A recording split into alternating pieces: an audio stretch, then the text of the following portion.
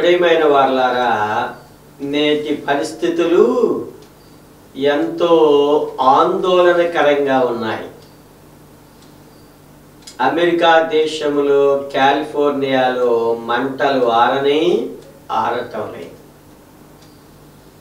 ప్రపంచ దేశాలన్నీ కూడా ఏదో ఒక భయముతో వాళ్ళు కాలం గడుపుతూ ఉన్నారు. నెలలో ఒక్కసారైనా ఎక్కడో ఒక చోట భూకంపం వస్తుంది, కార్చిచ్చులు వస్తున్నాయి, సునామీలు వస్తున్నాయి, యుద్ధాలు అన్నది ఎక్కడో చోట ఈ ప్రపంచంలో జరుగుతూనే ఉన్నాయి. ఇవన్నిటికన్నా ఇంకా మన యొక్క ప్రాంతాల్లో మనుషులకు మనుషులే పగద్వేషంతో చంపుకుంటున్నారు. ఈ లోకం ఎటుపోతున్నది, మనం ఎటు వెళుతున్నాం? దేవుని వాక్యంలో ఒక గొప్ప వాక్యం మనందరికీ కావాల్సింది ఉంది. చూడండి, యాకోబు పత్రిక 4వ అధ్యాయం 13వ వచనం. నేడైనను రేపైనను ఒకానొక పట్టణంనకు వెళ్ళి అక్కడ 1 సంవత్సరము నుండి వ్యాపారము చేసి లాభము సంపాదింతము రండని చెప్పుకొని వారలారా. ఎవరికి వారికే గ్రూపులు, వాట్సాప్ గ్రూపులు, మెసేజ్ గ్రూపులు, ఎవరి ఆర్గనైజేషన్లు వారికి ఉన్నాయి, ఎవరి కార్పొరేషన్లు వాళ్ళకు ఉన్నాయి, ఎవరి సంస్థలు వారికి ఉన్నాయి. వీటన్నిటి యొక్క ఆశయం, కోరిక ఏమిటి? ఎక్కడికన్నా ఒక పట్టణానికి వెళ్ళాలి, అక్కడ కొంతకాలం ఉండాలి, అక్కడ ఏం చేయాలి? ఏదో ఒక బిజినెస్, చదువు, ఎడ్యుకేషన్ బిజినెస్ అయిపోయింది. ఇప్పుడు విద్య, వైద్యం గొప్ప బిజినెస్ అయిపోయింది. తినుబండారాలు ఒక పెద్ద బిజినెస్లు అయిపోయి, రకరకాల బట్టలు పెద్ద బిజినెస్లు అయిపోయి, వ్యాపారము చేసి లాభము సంపాదించి అందరిలో ఏముంది? ఈ సంవత్సరం 1,00,000 ఉంటే రేపు 2 లక్షలు అయిపోవాలి లాభం. రెండని చెప్పుకొని వారలారా. మనుషులందరూ ఇదే ఆలోచనలో ఉన్నారు. రియల్ ఎస్టేట్ వ్యాపారం పెరిగిపోతుంది, సాఫ్ట్వేర్ వ్యాపారాలు పెరిగిపోతున్నాయి, ఆన్లైన్ వ్యాపారాలు పెరిగిపోతున్నాయి. ఈ లోకానుసారంగా ఇవన్నీ ఉన్నాయి. మరి మనుషుల యొక్క అసలు స్థితి ఏమిటి? చూడండి, అక్కడే యాకోబు పత్రిక 4:14. రేపేమి సంభవించును మీకు తెలియదు. మనము నిన్నటి వారమే, మనం ఈ వేళ వారము కూడా కానీ కాదు. రేపేమి సంభవించును మీకు తెలియదు. మరేమిటి? మీ జీవమే పాటిది, మీరు కొంతసేపు కనబడి అంతలో మాయమైపోవు ఆవిరి వంటి వారము. ఆవిరి ఎంతసేపు కనపడద్ది? ఆవిరి కొంచెంసేపు కనపడి మళ్ళీ మనకి కావాలన్నా దొరకనే దొరక. నువ్వు ఎలాంటి వాడవైనా, ఈ ప్రపంచాన్ని కొనేసే ధనవంతుడివైనా, రేపేమి సంభవిస్తుందో నీకు తెలియదు. నీకు అవార్డులు, రివార్డులు, పెద్ద జ్ఞాన సంపార్జన, సైంటిస్టు అయినా, రివార్డిస్టు అయినా, ఎలాంటి వాడివైనా, రేపేమి సంభవిస్తుందో నీకు తెలియదు. ఆవిరి వంటి వారు, గడ్డి పువ్వు లాంటి వారు. మన జీవితం ఏ పాటిది? అయితే రేపేమి సంభవిస్తుందో మనకి తెలియదు. దేవునికి మన గురించంతా తెలుసు. అది మనం తెలుసుకోవాల్సింది. రేపేమి సంభవిస్తుందో నీకు తెలియదు, కానీ రేపు నీకేం కావాలో దేవుడు చెప్తున్నాడు. నీ జీవితానికి, నీ భవిష్యత్తుకి, రాబోయే నీ యొక్క జీవితం, దినాలు, సంవత్సరాలు ఏమై ఉండాలో క్రీస్తు ప్రభు చెబుతున్నాడు. అది మనం తెలుసుకోవాలి, అది మనం నేర్చుకోవాలి. కనుక రేపేమి సంభవిస్తుందో మనకు తెలియదు, కానీ రేపేమి సంభవించబోతుంది. ఒక ఆయన ఇలాగే మాట్లాడుకున్నాడు. ఏమని? లూకాసు వార్తలో ఒక ఆయన ఉన్నాడు. లూకాసు వార్త 12వ అధ్యాయం. నా పంట కూర్చుకుంటే స్థలము చాలదు గనుక నేనేమి చేతునని తనలో తాను ఆలోచించుకున్నాడు. నేను ఇక తింటాను, త్రాగుతాను, సుఖిస్తాను అని అన్నాడు. అయితే దేవుడు ఏమన్నాడు తెలుసా? ఒరి వెర్రివాడా, ఈ రాత్రి నీ ప్రాణమును అడుగుచున్నాను, నీవు సిద్ధపరిచినవి ఎవని వగుదని అతనితో చెప్పాను. రేపేం సంభవిస్తుంది? ఏం సంభవిస్తుంది? వెర్రివాడా, నీ ప్రాణాన్ని దేవుడు అడుగుతున్నాడు. నీకు ధనం నీది అవ్వచ్చు, బంగారం నీది అవ్వచ్చు, మేడమిద్దెలు నీకు అవ్వచ్చు, నీలో ఉన్న ప్రాణం నీది కాదు. గుర్తుపెట్టుకో. నీ ప్రాణం మీద నీకు ఏ హక్కు లేదు. గుర్తుపెట్టుకో. నీ ప్రాణం మీద నీకు ఏ అధికారము లేదు. గుర్తుపెట్టుకో. ఇది దాచబడని గొప్ప సత్యం, అందరూ తెలుసుకోవలసిన గొప్ప సత్యం. ఎన్ని డబ్బులున్నా, ఎన్ని పేరు ప్రఖ్యాతులున్నా, నీలో ఉన్న ప్రాణం నీది కానే కాదు. అంత నాది నాది అంటావు, ప్రాణం మాత్రం నీది కాదు. ఎవరిది? దేవునిది. అర్థమైందా? మరణము తప్పించుట యెహోవా వశం. మన యొక్క దినములన్నీ ఆయన గ్రంథములో లిఖించబడి ఉన్నది. రేపేమి సంభవించునో మనకి తెలీదు. రకరకాల ప్రణాళికలు వేస్తారు. ఈ సంవత్సరం అట్లా, వచ్చే సంవత్సరం అట్లా రకరకాలుగా వేస్తావు, కానీ రేపేమి సంభవించునో నీకు తెలియదు. ఏమన్నాడు ఇక్కడ? వెర్రివాడా, నీ ప్రాణాన్ని అడుగుచున్నాను. ప్రాణం నీది కాదు. నీ ప్రాణం ఎప్పుడు పోద్దో నీకు తెలియదు. సత్యాన్ని తెలుసుకోండి. రేపేమి సంభవించునో మనకి తెలియదు. మరేం చేయాలి? రేపటి దినమును గూర్చి నువ్వు చింతించకడకుండా దేవుని వైపు నువ్వు తిరగాలి ఉన్న సమయములో. అర్థమైందా? రేపేమి సంభవిస్తుందో మనకి తెలియదు. అయితే ఏమి సంభవించబోతున్నాయో దేవుడు ఆయన గ్రంథములో మనకంతా రాశాడు, మనకంతా తెలియచేశాడు. ఇదిగో ప్రకటన గ్రంథం 1వ అధ్యాయం 2వ వచనంలో చూడండి. ఏమన్నాడు ఇక్కడ? సమయము సమీపించినది. 1వ వచనం, ఈ సంగతులు త్వరలో సంభవింపనయ్యున్నవి. గమనించరా? రేపేమి సంభవించబోతున్నాయి? దేవుని వాక్యములో ఉన్న సంగతులే సంభవించబోతున్నాయి. ప్రకటన గ్రంథం 1వ అధ్యాయములో ఈ సంగతులు త్వరలో సంభవించబోతున్నాయి. ఏ సంగతులు? ఆయన త్వరగా రాబోతూ ఉన్నాడు. సంభవించబోతుంది. సంభవింపనయ్యున్న సంగతులు ఎన్నో ఉన్నాయి. ఈ భూమి, ఈ యొక్క రాజ్యాల చరిత్రలు ఇవన్నీ దేవుని యొక్క ప్రవచనం ప్రకారం జరుగుతున్నాయి. వీళ్ళు అనుకుంటారు మా తెలివి చేత జరుగుతుంది, మా జ్ఞానం చేత జరుగుతుంది, మా టెక్నాలజీ చేత జరుగుతుంది, ఇవన్నీ అనుకుంటారు. కాదు, దేవుని యొక్క జ్ఞానం చేతే ఇవన్నీ జరుగుతూ ఉన్నాయి.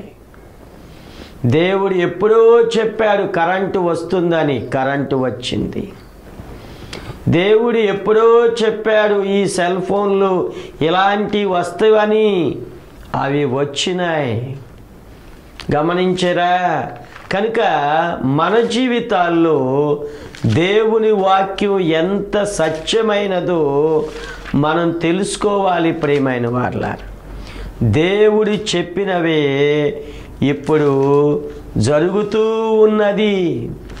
దేవుని వాక్యానుసారముగానే ఈ ప్రపంచం నడుస్తూ ఉన్నది. మనం ఈ సత్యాన్ని తెలుసుకుంటే మనకి ఎంతో మేలు. మనకి యోబు గ్రంథం చూడండి, 38వ అధ్యాయం 19వ వచనం చూడండి. వెలుగు నివసించు చోటునకు పోవు మార్గమేది, చీకటి అనుదాని ఉనికి పట్టు ఏది? వెలుగు నివసించు చోటునకు పోవు మార్గమేది? వెలుగు ఎలా ప్రసరిస్తుందో తెలుసుకుంటున్నారు. చీకటి అను ఎక్కడి నుంచి వచ్చిందో తెలుసుకుంటున్నారు. అంతేకాదు, ఈ కరెంటు వస్తుంది అని చెప్పి దేవుడు ఎప్పుడో చెప్పాడు. యోబు గ్రంథం 28వ అధ్యాయం 3వ వచనం చూడండి. మనుషులు చీకటికి అంతము కలుగచేయుదురు, గాఢాంధకారములోను మరణాంధకారములోను ఉండు రత్నములను వెదకుచు వారు భూమ్యాంతముల వరకు సంచరింతురు. అర్థమైందా? 11వ వచనంలో చూడండి. నీళ్లు ఒడిగిలిపోకుండా వారు జలధారలకు గట్టు కట్టుదురు. ఏంటివి? పోలవరం లాంటి డ్యాములు ఇవి. జలధారలకు గట్టు కట్టుదురు. మరిగయున్న వస్తువును వారు వెలుగులోనికి తెప్పించుదురు. ఇదే కరెంటు, జల విద్యుత్ శక్తి. దేవుడు ఇవన్నీ వస్తాయి, శాటిలైట్స్ వస్తాయి, సెల్ ఫోన్లు వస్తాయి, ముందే చెప్పాడు ఆయన. అవే జరిగినాయి, జరుగుతూ ఉన్నాయి, జరగబోతూ ఉన్నాయి. మరి నువ్వేం చేయాలి? నీ ప్రాణం నీది కాదు కనుక ప్రాణం ఉండగానే రక్షించబడటానికి సిద్ధపడు. త్వరలో సంభవింపవై ఉన్నవేంటి? ఇదిగో ఆయన త్వరగా రాబోతూ ఉన్నాడు, మేఘారూఢుడై రాబోతూ ఉన్నాడు. త్వరగా సంభవించబోతుంది. ప్రభు రాబోతున్నాడు కనుక నీవు సిద్ధపడి ఉండాలి. ప్రభు కోసమే నీ జీవితం ఉండాలి. ఆయన రాబోతున్నాడు, మనం ఈ లోకంలో నుంచి వెళ్ళబోతున్నాం. మరి సిద్ధంగా ఉన్నావా? మనుషులందరూ వ్యాపారం సంపాదించుకోవాలి, లాభం సంపాదించుకోవాలనుకుంటే రేపేమి సంభవించదో నీ జ్ఞానానికి తెలియదు, నీ టెక్నాలజీకి తెలియదు. నీవు రాసుకున్న పుస్తకాల్లో ఎక్కడా ఇది లేదు. మరి ఎక్కడ ఉంది? దైవ గ్రంథమైన బైబిలులో ఇది ఉన్నది. ఆయన చెప్పిన ప్రకారమే ఆది నుండి జరుగుతుంది. ఆయన చెప్పిన ప్రకారమే ఇప్పటికీ జరిగింది. ఆయన చెప్పిన ప్రకారమే ఇప్పటికీ జరుగుతూ ఉన్నది. ఆయన చెప్పిన ప్రకారమే జరగబోతూ ఉన్నది. ఏంటది? రేపేమి సంభవించబోతుంది? భూకంపం వస్తుందా? జల ప్రళయాలు వస్తాయా? లేకపోతే కార్చిచ్చులు వచ్చి ఎలనే ఓలనే అడవులని తగలబెడతాయా? అవి దేవుని యొక్క రాకడకి ఇలా జరగబోతుంది అంటానికి ముందు సూచనగా దేవుడు చెప్పాడు. జలప్రళయం రాబోతుంది అన్నాడు, వచ్చింది. 7 ఏండ్ల శ్రమకాలం సంభవించబోతున్నది. దానికి ముంగుర్తులే ఈ కార్చిచ్చులు, ఈ పర్వతాలు, ఈ అడవులు తగలబడటం. 7 ఏండ్ల శ్రమల కాలం రాబోతూ ఉన్నది, సంభవించబోతున్నది. ప్రకటన గ్రంథములో ఆయన వచ్చినప్పుడు సంఘం ఎత్తబడుతున్నది, సంభవించబోతున్నది. ఆర్భాటముతో, ప్రధాన దూత శబ్దముతో, దేవుని బోరతో ప్రభు రాబోతూ ఉన్నాడు. ఆయన వచ్చినప్పుడు దేవుని బిడ్డలు ఎత్తబడతారు, లోకస్తులు పాపులు విడవబడతారు. ఇది సంభవించబోతుంది. తెలుసుకోండి సత్యాన్ని. చాలామంది ఏమంటారు, ఎప్పటి నుంచో భూమి అలాగే ఉంది, ఇప్పుడు కూడా అలాగే ఉందిగా, ఏం మార్పు ఉంది అనని లోకస్తులు చెప్తారు. 2 పేతురు పత్రిక 3వ అధ్యాయం 3వ వచనం చూడండి. అంత్య దినములలో అపహాసకులు అపహసించుచూ వచ్చి తమ స్వకీయ దురాశల చొప్పున నడుచుకొనుచు ఆయన రాకడను గూర్చిన వాగ్దానమేమాయను, పితరులు నిద్రించినది మొదలుకొని సమస్తమును సృష్టి ఆరంభమునున్నట్టే నిలుచున్నదే కదా అని చెప్పుదురని మొదట మీరు తెలుసుకోండి.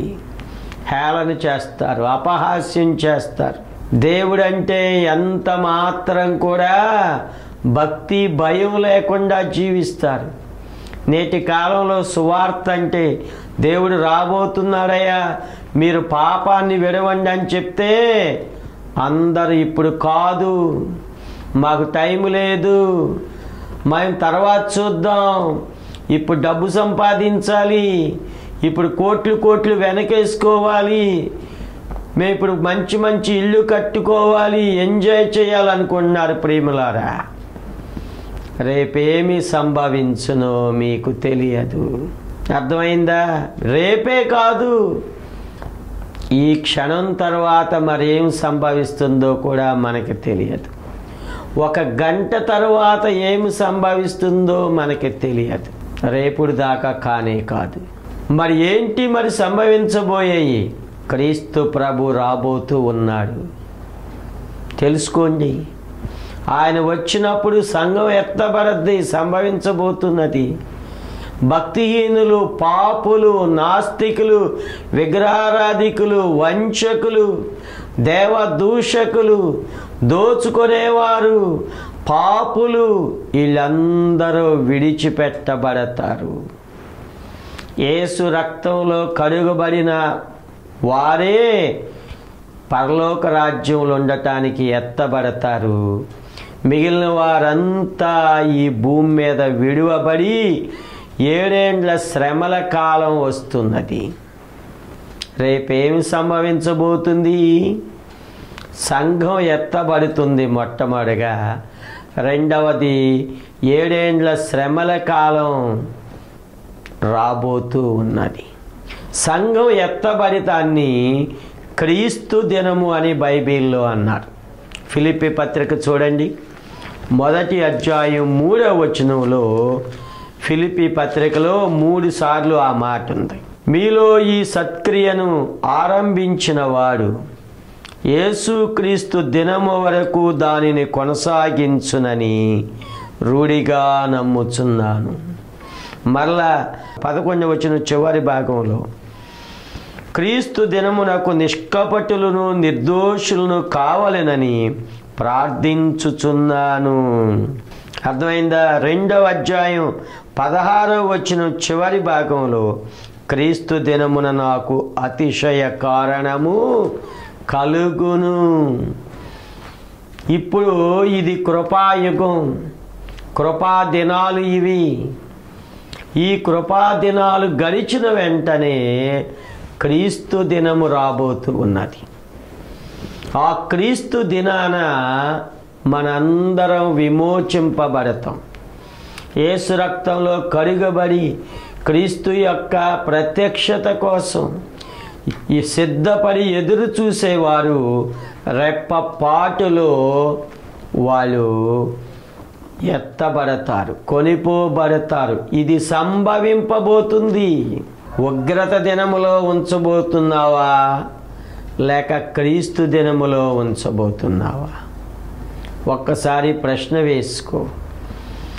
క్రీస్తు దినములో ఉంటే ఆ తరువాత నువ్వు పరలోక రాజ్యానికి వెళ్ళనట్టే. ఉగ్రత దినములో ఉంటే నీవు రక్షణ పొందలేవు, నరకానికి సిద్ధమవుతున్నావు అని అర్థం. రేపేమి సంభవించునో మీకు తెలియదు. ఏం సంభవించబోతుంది? ప్రాణం నీది కాదు, దేవునిది. ఎప్పుడు పోద్దో తెలియదు. ఏం సంభవించబోతుంది? యేసు ప్రభు ఆయన సంఘాన్ని ఈ లోకంలో నుంచి తీసుకొని వెళ్ళబోతున్నాడు. కనుక ఈ లోకంలో దేవుని యొక్క బిడ్డలు ఎత్తబడతారు. సంఘం ఎత్తబడబోతుంది, సంభవిస్తుంది. అది క్రీస్తు దినం, విమోచన దినం. మరి భూమి మీద ఏముంటుంది? భూమి మీద ఉగ్రత దినం. ఎవరుంటారు? ఇదిగో ఎన్ని రకాలలో ఉన్నారు చూసుకోండి. అందరూ ఎక్కడికి వెళ్ళిపోతారు? కొండ గుహలలోనూ బండ సందులలో గొప్ప గొప్ప ఇల్లు కట్టుకుంటున్నారు. గేటెడ్ కమ్యూనిటీస్ అంటున్నారు. అపార్ట్మెంట్లు, గ్రూప్ హౌసులు, ఇండిపెండెంట్ విల్లాస్ అంటున్నారు.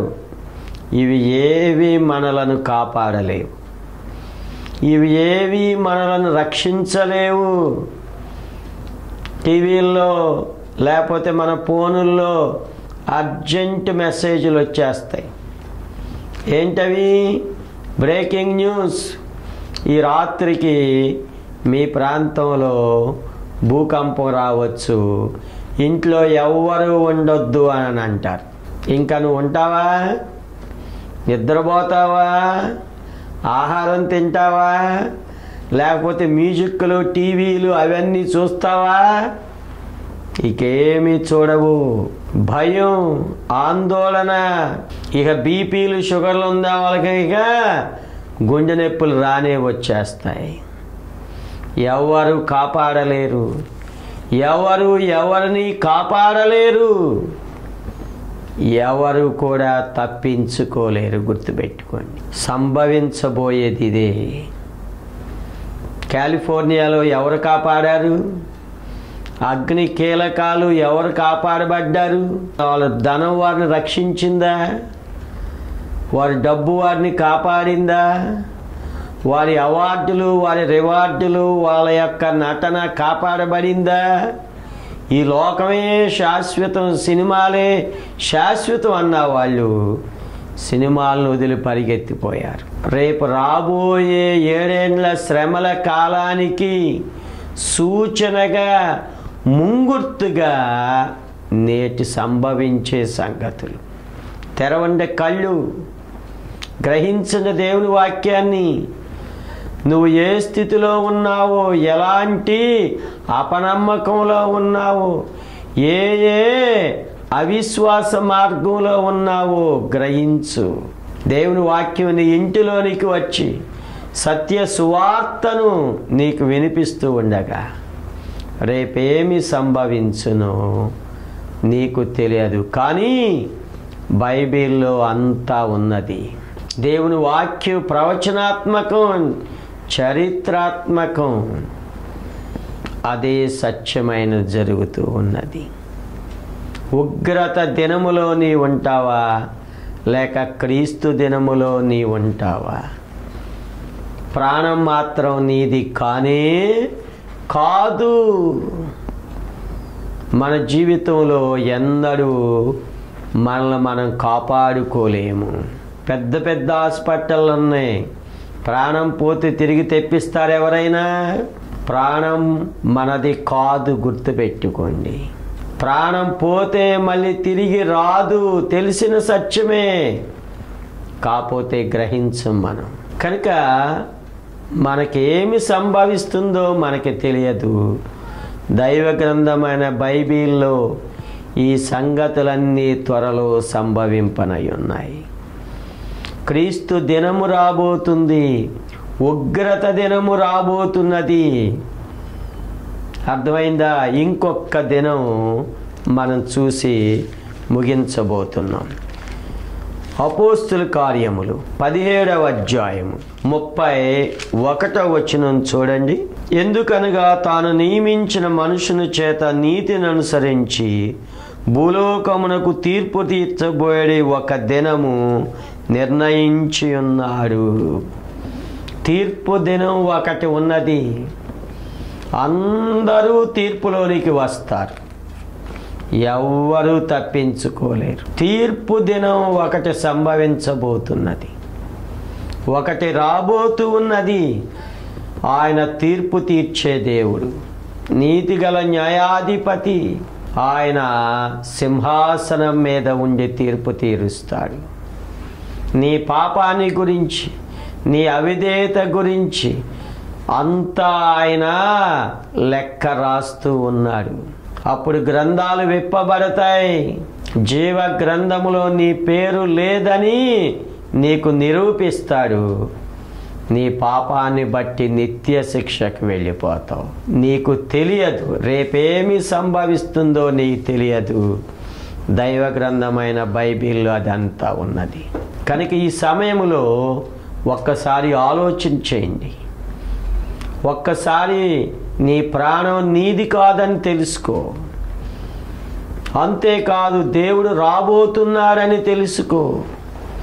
ఉగ్రత దినము ఉందని తెలుసుకో. తీర్పు దినము ఉందని తెలుసుకో. ఇవి రేపు దినాన జరిగే భవిష్యత్తులో, రాబోయే దినాలలో, సంవత్సరాలలో సంభవించబోతున్నాయి. సత్యాలు ఇవే. వీటిని ఎవ్వరు కొట్టివేయలేరు. బైబిలు దీనికి సాక్ష్యం. కనుక ప్రియమైన వారలారా, మీరు ఎలాంటి పరిస్థితుల్లో ఉన్నా సరే ఈ సత్యాన్ని గ్రహించండి. నీ వ్యాపారాలు కాదు నీకు కావాల్సింది. నీకు కావాల్సింది రక్షణ. నీ ఇల్లు కాదు కావాల్సింది, ధనధాన్యాలు కావాల్సింది. నీకు కావాల్సింది యేసు ప్రభు నామములో గల రక్షణ, పాప క్షమాపణ, విడుదల నీకు కావాలి. కనుక ఇప్పుడే ప్రభు దగ్గరకు రా. నీ హృదయాన్ని తెరువు, నోరు తెరువు. ప్రభువా, నేను పాపిని, శిలువలో కార్చిన పరిశుద్ధ రక్తములో నన్ను కడిగి పవిత్రపరచు. నాకు రక్షణ దయచేయి, నాకు విడుదల దయచేయి. ఉగ్రత దినము నుంచి, తీర్పు దినము నుంచి నన్ను తప్పించు నాయనని ప్రార్థన చేయండి. ఇప్పుడే ప్రభు మీకు రక్షణ దినాన్ని ప్రసాదిస్తాడు. పరలోక రాజ్యానికి రేపు చేరతాను అన్న నిరీక్షణ ధైర్యాన్ని నీకు ఇస్తాడు. కనుక ఆలోచించేయండి. ఉన్న పాటున మోకరించు, హృదయాన్ని తెరిచి, నోరు తెరిచి, ప్రభువా, రాబోయే సంభవాల నుంచి, తీర్పు నుంచి, ఉగ్రత నుంచి నన్ను తప్పించు. శిలువలో కార్చిన పరిశుద్ధ రక్తములో నన్ను కడుగునాయన, నీ బిడ్డగా మార్చుకోనాయనని ప్రార్థన చేయి. దేవుడు నీకు రక్షణ దయచేస్తాడు, శిక్ష నుంచి తప్పిస్తాడు. నీ జీవితాన్ని నిరీక్షణతో, ఆనందముతో, సంతోషము, సమాధానాలతో ఆయన నింపి ఈ లోకాన్ని ఆయన పరిశుద్ధ మార్గంలో నడిపించేటట్లుగా చేస్తాడు. భవిష్యత్తులో పరలోక రాజ్యానికి మనం వెళతాం, నిత్య జీవాన్ని పొందుకుంటాం. అలాంటి ధన్యత ప్రభు మనకి దయచేయునుగాక. పరిశుద్ధుడా, దయగల తండ్రి, మాకు ఏమి సంభవిస్తుందో తెలియదు. మా ప్రాణం మాది కాదు ప్రభువా. రాబోయే దినాలు చెడ్డ దినాలే. అయినా మా ప్రభువా, మాకు రక్షణ దయచేస్తానికి రక్షణ దినముగా మాకు ఉంచారు నాయన. తీర్పు నుంచి తప్పించి, శిక్ష నుంచి తప్పించి నాయన, నీ బిడ్డలుగా మమ్ములను మార్చుకోమని విన్నవారందరిలో మీ యొక్క రక్షణ కార్యాన్ని జరిగించమని మా ప్రభువైన యేసుక్రీస్తు నామములో ప్రార్థించి స్తుతించి వేడుచున్నాము తండ్రి. ఆమేన్. దేవుడు మిమ్మల్ని దీవించుగాక.